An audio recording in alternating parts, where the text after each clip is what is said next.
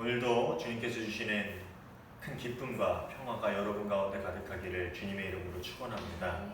오늘 우리 맥주감사주일로 함께 예배를 드리는데 사실 이 맥주감사주일 하면은 우리가 구약에서 맥주절이라고 써있는 부분을 떠올리게 되는데 이 본래 구약의 맥주절에서 유래된 절기는 아닙니다.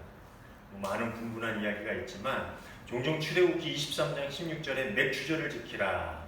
이는 내가 수고하여 밭에 뿌린 것의 첫 열매를 거둠이니라 라는 부분 때문에 이 맥주절을 구약에는 77절 혹은 오순절과 연결을 하는데 이는 번역상의 잘못입니다. 맥주절을 지키라가 아니라 원래 그냥 감사절을 지키라. 그래서 곡식을 거둔 그 감사의 절기를 지켜라. 그런 부분으로 번역이 된 건데 우리나라의 성경에는 맥주절을 지켜라. 그래서 이 맥주감사절이 구약과 연결된 절기로 이렇게 생각을 하는데 이 번역상의 참 잘못이고요. 또 시기상으로 보더라도 이 한국의 맥주감사주일은 7월 첫 주죠. 구약의 77절과는 시기적인 차이가 있습니다. 우리는 보리를 거둔 것을 감사하는 데서 맥주절인데 이스라엘은 밀을 거둠으로 감사하는 절기가 이 77절 오순절이었습니다. 엄밀히 보자면 이 맥주절은 한국에서 만들어진 겁니다. 국산이에요. 한국에서 보리 추수를 주로 6월 중순이나 말쯤에 끝을 나게 되죠. 그래서 보리 추수를 끝낸 이후 하나님께 수확의 감사를 드리는 절기로 지켜진 것이 한국의 맥주 감사 주일입니다. 그런데 지금은 농경이 주를 이루는 사회가 아니라 굳이 왜 이런 절기를 지켜야 하나 라는 생각이 들 수도 있습니다. 그래서 저도 이제 맥주 감사 주일을 지킬까 할까 아니면 그냥 지나갈까 하다가 이 한 해의 중간을 지나 나머지 반을 시작하는 이 시기에 감사의 예배를 드리는 것, 하나님께 지나온 시간들 우리에게 주신 것들을 감사하는 그런 마음을 갖고 함께 예배를 드리는 것이 우리에게 참 의미가 있겠다라는 생각이 들어서 이렇게 같이 맥주 감사주일을 지키게 됐습니다. 올해는 유독 이 한 해의 시간이 빨리 간 것 같죠. 여러분 느리게 간 것 같나요? 저는 빨리 간 것 같아요. 왜냐하면은 별로 뭘 한 기억이 나질 않습니다. 그러다 보니까 그 시간들이 좀 짧게 느껴지는 것 같아요. 코로나 때문에 갑갑하고 조금은 침울한 시간들을 우리가 지금 보내오고 있는데 그럼에도 불구하고 돌아보면은 그리고 또 내일을 바라보면 우리의 삶에는 감사한 일들이 참 많죠. 그리고 감사할 일들도 참 많을 것이다 라는 그런 확신이 듭니다. 한 해의 반을 지나와서 새로운 반을 시작하는 7월의 첫 예배를 드리면서 여러분은 어떤 일들이 떠오르고 또 어떤 일로 인해서 하나님께 감사를 드리고 있습니까? 저는 감사할 게 하나도 없어요. 그래요? 돌아오면 그냥 겨우겨우 살아와서 감사할 일이 없습니까? 그렇지 않죠? 오늘 우리가 함께 읽은 시편 136편은 참 재미있고 독특한 시편입니다. 여러분도 읽어보셨지만 우리 같이 읽었지만 1절부터 26절까지 빠지지 않고 계속해서 반복적으로 나오는 구절들이 있습니다. 그게 뭡니까? 그 인자하심이 영원함이로다. 또 한 가지가 있습니다. 모모모모에게 하나님께 모모모모하신 하나님께 감사하라. 감사하라. 그 다음에 그 인자하심이 영원함이로다. 이게 계속 반복적으로 나옵니다. 이 시편 136편은요 이스라엘의 유월절 혹은 다른 절기에 낭독되던 예배문이었어요. 우리가 오늘 성찬 예식으로 첫 주이면서 맥주감사주일이기 때문에 성찬 예식을 함께 했는데 우리 성찬 예식하면서 서로 주거니 받거니 하는 게 있잖아요. 그렇죠? 주님의 평화가 여러분과 함께 하면은 여러분 뭐라 그래요? 목사님도 함께 하시기를 바랍니다. 이렇게 주거니 받거니 하는 이 예배문처럼 사용되는 게 이 시편 136편이라는 거예요. 그러다 보니까 인도자가 뭐뭐뭐 하신 하나님께 감사하라 라고 하면 회중이 어떻게 대답해요? 그 인자하심이 영원함이로다 라고 이렇게 주거니 받거니 하는 구조를 가지고 있는 시편입니다. 그 중에서 1절부터 3절까지는 서론입니다. 1절부터 3절까지는 어떻게 보면 그 예배문의 서론에 해당하는 부분이고요. 4절부터 9절까지 이제 어떤 하나님, 이런저런 하나님께 감사하라 라는 하나님 행하신 일들을 놓고 감사하는 본문이 시작이 되는데, 4절부터 9절은 세상을 창조하신 하나님의 섭리에 감사하는, 그래서 찬양하는 그런 부분입니다. 10절부터 마지막 22절 혹은 26절까지가 이스라엘 역사를 통해서 그들에게 베푸신 하나님께 감사하라 라는 내용이에요. 22절까지 보면 주로 이제 출애굽해서 그들이 그 약속의 땅으로 들어오기까지의 내용이고, 23절부터 26절까지는 그 이후에 그들에게 삶의 은혜를 베푸신 하나님께 감사하는 그 역사를 통해서 그들에게 어떤 은혜를 베푸셨는가라는 것을 상기시키면서 하나님께 찬양하는 그런 내용의 시편입니다. 오늘은 먼저 뒷부분 10절부터 마지막 절까지의 내용을 좀 살펴봤으면 합니다. 그 내용을 보면은 이스라엘이 애굽의 종으로 있을 때에 그들을 찾으시고, 또 그 땅에서 구원해 내신 하나님의 은혜를 시작으로 그들을 가로막는 홍해를 가르셔서 그 사이로 백성들을 건너게 하시고, 또 어떻게 하셨어요? 그들을 쫓아오는 애굽의 군대를 물리치신 하나님을 찬양합니다. 아주 극적인 이야기죠. 이스라엘 역사에 있어서 계속적으로 반복되고 또 계속해서 되뇌이고 또 그들의 입으로 고백했던 아주 극적인 사건입니다. 그리고 계속해서 40년 동안 먹을 것도 마실 것도 없는 광야에서 이스라엘을 풍족히 먹여주신 하나님, 오랜 여정 동안 이스라엘보다 더욱더 강한 힘과 군대를 가지고 그들을 위협하던 각 나라의 왕들을 물리치신 하나님을 찬양하고 있지. 그리고 마지막으로 약속의 땅을 이스라엘에게 주신 하나님, 그리고 그 땅에서 그들을 먹이시고 입히시고 그들을 이제까지 이끌어오신, 그들을 번성하게 하신 그 하나님을 찬양하고 있습니다. 이 짧은 고백이지만 그들의 오랜 역사를 통해서 하나님께서 이스라엘에게 어떤 은혜를 베푸셨는지, 그 은혜로 그들이 오늘 어떻게 살고 있는지를 그들은 이 절기마다 기억하고 그것을 다시 고백함으로 하나님을 찬양하고 있는 겁니다. 예전에 이 생명의 삶 우리가 묵상을 계속 하잖아요, 아침에. 근데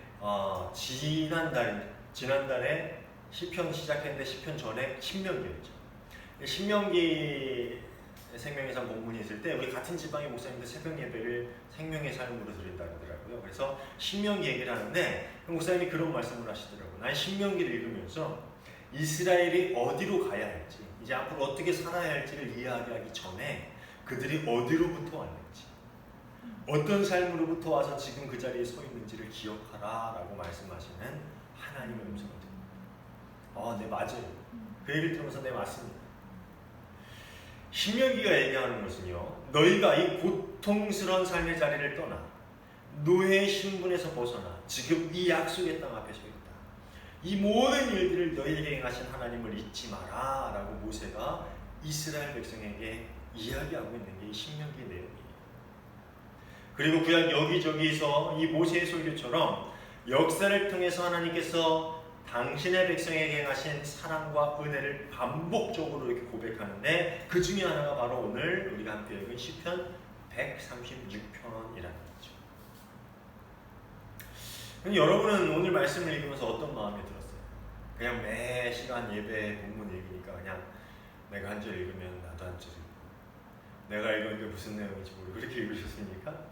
말씀을 읽을 때 그 말씀 내용 하나하나를 여러분 가슴속에 좀 새겼으면 좋겠어요. 이 말씀을 읽으면서 어떤 마음이 들었습니까? 홍해를 가르신 이에게 감사, 그 인자하심이 영원합니다. 애굽의 군대를 물리치신 이에게 감사라, 그 인자하심이 영원합니다. 그런 이야기들을 읽으면서 강한 손과 표심팔로 인도하시는 이에게 감사라, 그 인자하심이 영원합니다. 어떤 생각이 들었어요? 제게 오늘 시편은 큰 위로와 힘이 되는 동시에 하나님께 감사의 고백을 할 수 있는 용기를 주는 그런 말씀입니다. 사실 이런 말하면 좀 그렇지만 비정교회 목사로 살아간다는 게 여러분은 어떻게 생각할지 모르지만 쉬운 일은 아니죠. 네. 말할 수 없는 많은 어려움들이 생기고요. 또 제 힘으로는 어떻게 할 수 없는 많은 일들이 여전히 제 앞에서 저를 기다리고 있습니다. 그런데 그럴 때마다 목사니까 불평 없이 뭐 어려움 없이 실망하는 마음 없이 감사하며 찬양하며 다 이겨내시겠지 생각하시죠? 다른 목사님들은 그럴 수 있을지도 몰라도 저는 좀 그러지 못한 것 같아요. 솔직히 말씀드리면 때는 힘들어서 본당에 앉아가지고 두커니 앉아서 하나님과 이런저런 말을 하는데 그 말이 뭐냐면 불평이에요. 투정이죠, 투정. 하나님 뭐 이렇게 저렇게 왜 이렇게 해야 돼요? 뭐 이렇게 좀 투정 아닌 투정을 부릴 때도 있습니다. 때는 힘들어서 잠을 이루지 못할 때도 있습니다. 목사지만 그래요, 사실. 어려운 일들 앞에서는 저도 힘들고 낙심되고 때로는 슬프고 또 때로는 투정이 나오기도 합니다. 그런데 그럴 때마다 하나님께서 제게 떠올려 주시는 말이 하나 있는데 그 말씀이 하나 있는데 그게 뭐냐면 바로 오늘 시편 같은 말씀입니다. 지난 날들을 생각해봐라. 너의 지난 날들, 네가 어떻게 여기 왔는지를 한번 생각해봐라. 특별히 이 자리에 앉아서 그렇게 힘들 때마다 하나님께 투정을 부리면 하나님이 꼭 그런 말씀을 하세요. 네가 어떻게 이 자리에 왔는지 그 지난 날들을 돌아봐라. 그렇게 하나님의 말씀대로 시간들을 돌아보면요, 과거의 홍해와 광야 같은 모든 시간들, 그 모든 일들을 건너오 계신 하나님, 그리고 오늘도 내일도 나를 안고 그 강들을, 그 바다를 건너실 그 하나님을 바라보게 되고 발견하게 되고 그 안에서 비로소 불평이 오니 감사의 고백이 나올 수 있게 됩니다. 그래서 오늘 시편은 저에게 감사의 고백을 할 수 있는 그런 용기를 주는, 힘을 주는 그런 말씀의 내용입니다. 사랑하는 여러분, 여러분의 삶의 여정은 어땠습니까? 돌아보면 그 길 구비마다 숨어있는 하나님의 사랑과 은혜가 있지 않았습니까? 그렇지 않았어요? 삶의 구비가 많죠. 혹 여러분 가운데 나는 직선으로만 달려왔어요. 나는 구비가 없이 그냥 쫙 곧바른 길로만 달려왔어요. 그런 사람이 있을까요? 세상에 직선으로만 큰 길로만 달려온 사람은 없어요. 혹 있다면 조심하십시오. 곧 구비가 나옵니다. 이게 악담은 아니고요. 인생에 모두 구비가 있어요. 그런데 돌아보면 그 구비마다 숨어있는 하나님의 은혜들이 있다는 것이죠. 혹 지금 심한 그 길 구비를 지나고 있는 중이라면 지금도 우리에게 부어지는 은혜가 분명히 있음을 신뢰하시고 힘들지만 우리 인생의 주인 되신 하나님께 감사하며 찬양할 수 있기를 소원합니다. 지난 6개월의 시간들 돌아보면서 그 이전 시간들을 우리 이번 주에 한번 다시 돌아보면서 과연 우리가 얼마나 큰 하나님의 은혜를 받고 이 자리에 서 있는가. 우리가 여기 함께 예배드리는 것만으로도 얼마나 큰 은혜입니까? 그리고 우리가 어떻게 이 자리에서 하나님을 찬양할 수 있게 되었는가라는 걸 생각해보면 더 큰 은혜 아닙니까? 그 은혜가 여러분에게 있기를 주님의 이름으로 축원합니다. 다시 앞으로 가서 4절부터 9절을 보면요, 세상을 지으신 하나님께 감사를 고백하는 이야기들이 나오죠. 오늘 좀 거꾸로 해봤어요. 그 이유가 있는데 하늘을 지으시고 바다와 땅을 만드시고 해와 달과 별들을 지으신 하나님, 우리가 살아가는 동안에 매일 겪고 보고 또 그로부터 많은 혜택을 누리고 있는 그 자연을 보면서 그 안에 있는 하나님의 은혜에 감사하고 있는 내용이 4절부터 9절입니다. 저는요, 왜 이걸 나중에 했냐면은 10절부터 26절이 먼저 나오고 이 부분이 뒤로 갔으면 더 좋았겠다라는 생각이 들었기 때문에 우리 인생 가운데 구체적으로 행하신 일들을 발견하고 그로 인해 하나님께 감사하는 일 또한 귀합니다. 그렇죠? 우리가 어떻게 이렇게 살아왔는지, 우리 인생의 구비마다 하나님이 어떤 일을 행하셨는지를 돌아보면서 그 일 때문에 하나님께 감사하는 것 정말 귀한 일입니다. 그 일들이 우리를 힘있게 하고 용기 있게 하고 하나님께 감사할 수 있게 만드는 거죠. 그런데 살아가는 모든 순간순간에 하나님의 사랑이 우리를 감싸고 있다라는 것을 깨닫는 것은 더 중요하다는 거예요. 지금 코로나 사태를 한 6개월 이상 지나오고 있죠. 그렇죠? 그리고 앞으로도 또 얼마나 이 시간들을 지나야 이 사태가 끝이 나게 될지 가늠이 가지 않습니다. 마스크를 쓰고 생활하다 보니까 정말 불편한 게 많습니다. 특히 여름이 되다 보니까 더 힘들고 불편하죠. 모임을 갖거나 누군가를 만나는 것조차 이제 좀 부담스러워요. 옛날엔 자연스럽게 만나고 함께 식사하고 이야기를 나눴는데 이제는 누군가를 만나는 것조차 조심스러운 시간을 보내고 있습니다. 이건 시간들이 길어지다 보니까 사람들의 마음이 점점 어떻게 돼요? 좀 침체되어지죠. 깔아앉습니다. 그리고 심지어 어떤 사람들은 심각한 우울증을 앓기도 합니다. 얼마 전에 뉴스를 보니까 미국인가요? 큰 부자, 억만장자가 된 사람이 우울증으로, 이 코로나 때문에 우울증으로 자살을 한 이야기도 나오는데 참 힘든 시간들을 우리가 보내고 있습니다. 그런데 이 시간들을 겪으면서 우리가 느끼는 것들 중에 하나, 그게 뭐냐면은 그동안 깨닫지 못했던 일상생활의 소중함. 그렇죠? 예전에 어떤 그 유행가 중에 사랑은 떠난 후에야 느낄 수 있다 라는 그런 게 있어요. 뭐 많죠 그런 거. 근데 내가 음도 생각이 나는데 차마 여기서 유행가를 부를 수는 없고 가사가 그래요. 사랑은 떠난 후에야 느낄 수 있다는 뭐 이렇게 가사가 있는데 정말 우리 일상은 잃어버린 후에야 그동안 누려왔던 것들이 얼마나 소중한지를 깨닫게 만드는 것 같습니다. 마찬가지로 우리의 삶 속에는 우리가 깨닫고 있지는 못하지만 우리가 누리고 있는 많은 감사의 조건들이 있게 마련입니다. 저는 매주 주보를 만들면서 이 앞면에다가 이 기도문을 넣고 있어요. 기도문을 넣고 있는데 이 신앙의 선배들의 오래 아주 고전에서부터 중세 모두 현대에 이르기까지의 그 기도문들을 제가 이렇게 하나하나씩 적고 있는데 이번 주엔 어떤 기도를 적을까 하다가 이 기도가 눈에 들어왔습니다. 한번 주보를 한번 보시겠어요? 제가 한번 읽어드릴게요. 오 하나님, 천둥의 위압적인 소리, 이게 좀 위압적인 소리로 번역을 했지만 지금 생각하니까 천둥의 위험 있는 소리, 이게 좀 나을 수도 있겠네요. 음악의 신비로 새들의 노랫소리와 아이들의 웃음소리와 같은 제 감각을 통해서 주신 기쁨에 감사를 드립니다. 색채의 즐거움과 일몰의 장관, 울타리에 핀 장미들, 친구의 웃음으로 인해 당신께 감사를 드립니다.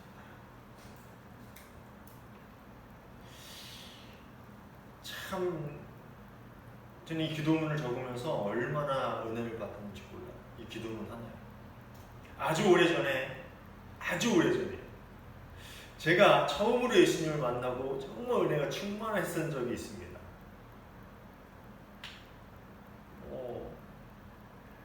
그때가 20살 때인데 예수님을 처음 만나고 제 삶이 완전히 180도로 바뀐 그런 순간이 있어요. 그때는 정말 모든 것을 보면은 하나님께서 어떻게 이렇게 하셨지라는 생각이 들 때인데요. 그때가 겨울을 앞두고 있던 상황인데 이제 은혜 받고 겨울이 돼서 한 번은 귤을 먹는데 귤을 하나하나 까본 과육이 있잖아요.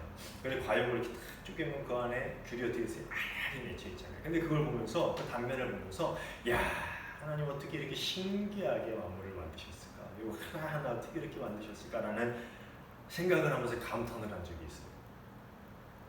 웃음나요?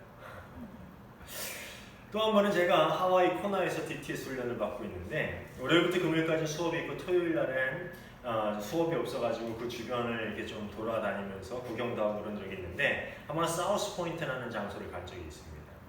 이 절벽과 바다가 만나는 그런 곳인데 그 절벽 위에서 이 깎아지는 듯한 절벽에 쫙 병풍처럼 두는 것을 보면서 거기에 파도가 치는 그런 이거 말로 설명할 수 없는 그 광경을 보는데 그 규모가 어마어마하거든요. 거기서 야 하나님께서 어떻게 웅장하고 이렇게 아름다운 자연을 지으셨을까? 참 경이롭고 신비하고 하나님을 절로 찬양하게 될 수밖에 없는 그런 마음이 든 적이 있습니다. 여러분 그런 적이 있습니까?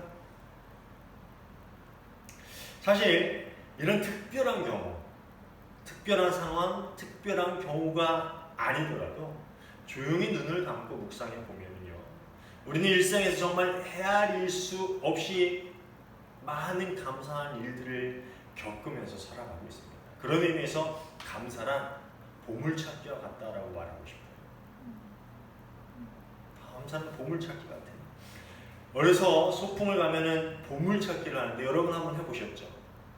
네? 이거 알면 아재인지인가요? 우리 어려서 국민학교에서 소풍을 가면은 초등학교 다니고 이번 주에 내가 우스갯소리를 그 지난주 금요일날 지방의 비전교회 목사님과 또 한 큰 교회 목사님이 같이 만나서 식사를 했는데 차 마시면서 이야기를 하다가 어떻게 하다가 국민학교 얘기가 나왔어요. 그런데 그 안에서도 국민학교와 초등학교가 갈리더라고요. 그래서 저는 국민학교 쪽에 속하는 쪽이라 나도 이제 좀 아저씨가 됐구나 하는 생각이 들었는데 이 국민학교에서 소풍을 가면 꼭 하는 게 있었는데 그게 뭐냐면 보물찾기였습니다. 모르는 듯한 표정을 짓습니까? 해보지 않으셨어요? 했었죠. 예. 이 소풍을 가면 또 하나 있는데 어디로 갔어요? 꼭 산으로 갔어요. 왜 그렇게 산으로 가는지 모르지만 서울 사람들은 모르겠지만 우리 같이 시골 사람들은 소풍을 가면 시골 초등학교들은 항상 산으로 갔어요. 산에 가면 딱 이렇게 모일 수 언덕에 있는 산에 가서 꼭 거기 언덕에 가가지고 모이면 그 주변에 뭘 숨겨놓냐? 보물을 숨겨놓습니다. 나무에 풀 사이 혹은 큰 돌 위에다가 보물을 숨겨놓고 보물찾기를 합니다. 개중에 영리한 애들은 벌써부터 딱 거기 모이는 장소고 가다가 중간중간 숨겨놓은 보물들을 발견하곤 합니다. 아주 찾기 쉽게 보물을 숨겨놨기 때문에 찾기가 그리 어렵지는 않아요. 그렇죠? 보물 찾아보신 적 있으시죠? 참고로 저는 눈이 참 나쁜지 한 번 정도밖에 못 찾아봤던 것 같아요. 근데 아이들은 뭐 두세 개 찾아가지고 저한테 주기도 하고 그러더라고요. 조금만 눈을 돌려서 이리저리 살펴보면 금세 보물을 찾을 수 있도록 하는 게 보물찾기입니다. 그런데 감사도 똑같습니다. 우리 지난 날들의 시간들을 돌아보면 거기에 감사가 있지요. 감사가 있습니다. 정말 많아요. 자녀들을 보면은요, 화가 치밀어 오를 때도 있지만, 그렇죠? 그렇지만 가만히 뜯어보면 거기에 감사가 있습니다. 우리가 하는 일에도 가만 보면 감사가 있어요. 일이 때로는 힘들고 지치고 우리를 좀 슬프게 만들 때도 있어요. 그런데 가만히 뜯어보면 그 안에도 감사가 있습니다. 그리고 이 보물찾기의 고수가 되면요.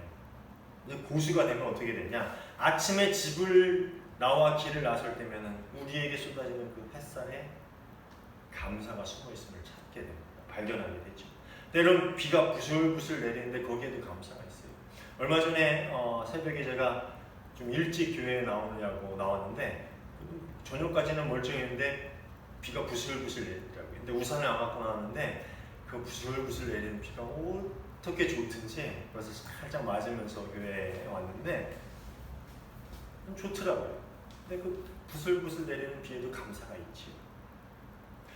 저희 집은 이 사택이 산 앞에 있습니다. 뷰가 정말 좋아요.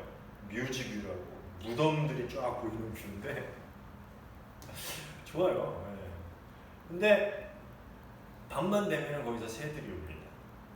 뭐 삼비들기 소리 들리고 소쩍새 소리도 들리고 새들이 이렇게 우는데 그 새 소리에도 감사가 있지. 우리 교회는 작고 좀 어떻게 보면 초라해 보이는 예배당일 수 있지요. 큰 교회에 비하면 그렇습니다. 그런데 저는 홀로 여기 앉아 있으면 여기저기에 참 많은 감사가 숨어 있음을 발견하게 됩니다. 학교 다닐 때는 보물찾기 진짜 못했는데 그래서 요즘엔 좀 보물찾기 좀 하는 것 같아요. 그렇게 좀 찾게 됩니다. 오늘 새벽에는 제가 여기 앉아서 기도를 하는데 이 강대상을 바라보게 되잖아요. 제가 강대상에서 기도하는 게 아니라 그 앉아서 기도하면은 근데 강대상을 보다가 2년 전에 이사 오기 전에 이 주일 예배를 위해서 토요일 날 와가지고 교회에서 잤던 기억이 나는데 이 강대상에서 잠을 자던 기억이 떠오르더라고요. 그리고 그 강대상에 숨어 있는 그 감사의 보물들을 또 오늘 새벽에 찾았습니다. 사랑하는 여러분, 2020년의 반이 갔고 이제 반이 남았죠. 그리고 이 그 반의 시간 속에 하나님은 정말로 많은 보물을 숨겨 놓으셨습니다. 바라긴 하나라도 더 많이 찾아서 더 기쁘고 더 행복하고 하나님을 향한 감사와 찬양이 더 많이 넘쳐날 수 있는 하반기가 되기를 간절히 소원합니다. 아멘. 오늘 시편의 말씀처럼 감사는 우리를 둘러싸고 있습니다. 하나님의 사랑이 우리를 둘러싸고 있어요. 아까 우리가 같이 찬양했죠. 나를 지으시니가 하나님, 나를 보내시니가 하나님. 나를 둘러싸고 있는 뭐라 그래요? 하나님의 은혜라고 얘기하죠. 보물찾기가 그와 같아요. 우리가 지나는 그 모든 길 가운데 우리를 둘러싸고 있는 게 보물이에요. 감사도 그와 같다라는 거죠. 우리가 살아가는 모든 순간에 우리를 둘러싸고 있는 하나님의 은혜, 하나님의 그 사랑을 보게 될 때에, 그리고 우리가 그 모든 사랑의 빚진 자로서 살아가고 있다는 것을 느끼게 될 때에 우리는 비로소 그 은혜에 그것을 주신 하나님께 감사할 수 있게 된다라는 것입니다. 사랑하는 여러분,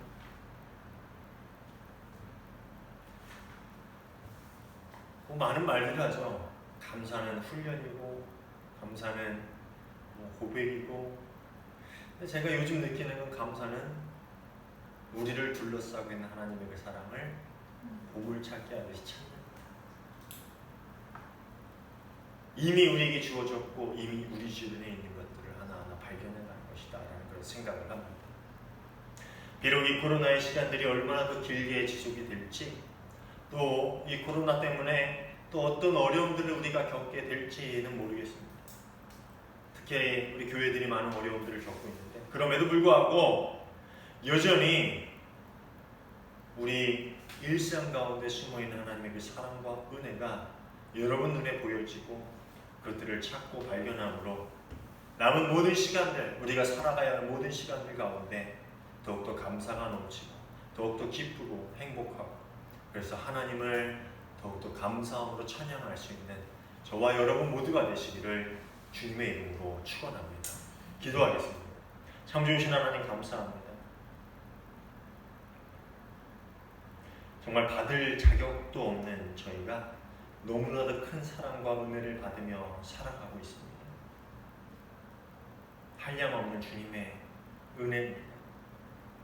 영원한 주님의 인자하심, 그 사랑에 감사를 드리며 주님을 찬양합니다. 어떤 구비구비와 같은 삶의 시간들이라 할지라도 그 안에 숨어있는 그 감사, 주님의 사랑과 은혜를 우리가 늘 발견하고 그 속에서 주님을 찬양할 수 있는 우리가 되기를 원합니다. 2020년의 남은 시간들, 이 코로나 바이러스 때문에 어떤 어려움들이 우리를 힘들게 할지 모르지만 그래도 여전히 변하지 않는 영원한 그 인자하심과 그 주님의 사랑 때문에 우리가 하루하루를 감사함 가운데서 살 수 있게 하여 주시옵소서. 우리의 눈을 뜨게 하시고 우리의 마음을 열게 하여 주셔서 우리에게 행하신 하나님의 모든 손길을 발견해 갈 수 있는 우리 모두가 되게 하여 주시옵소서. 늘 함께 하시고 그 인자하심으로 우리를 돌봐주심에 감사하며 예수님의 이름으로 기도하옵나이다. 아멘.